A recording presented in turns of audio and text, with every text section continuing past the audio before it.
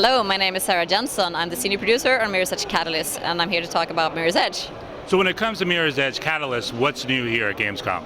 So at E3 you could see one of our demos on the show floor where you could play free roaming and you could try out some different optional objectives in the world. I hope you tried it. And here at Gamescom we have a demo where you can actually see more of a main mission of the game.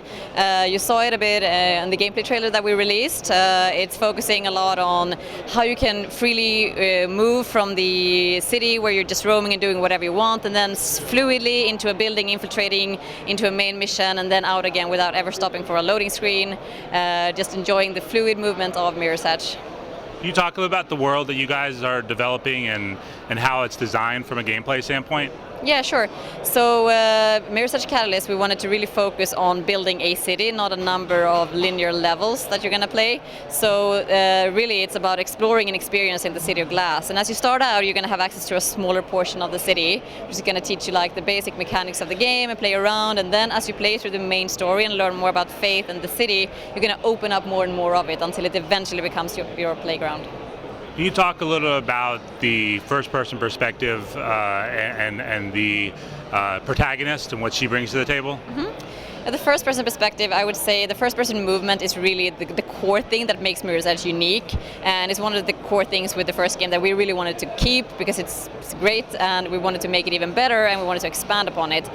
So what you will see now in Mirror's Edge Catalyst is that you will recognize the movement, and every fan will recognize themselves when they're playing it. But it's even more freer and it's more responsive, and there's more moves to it, and there's more combinations of moves that you can do.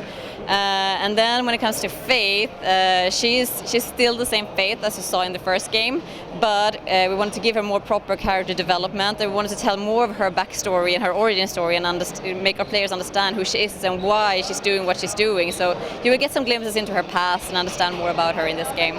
Are there elements from a gameplay perspective that you guys have tuned to make it more accessible to everyone? Yes, we have. It's still a skill-based game. It's always going to be a first-person movement game, and it's always going to be based on skill and timing and timing your moves and stringing them together.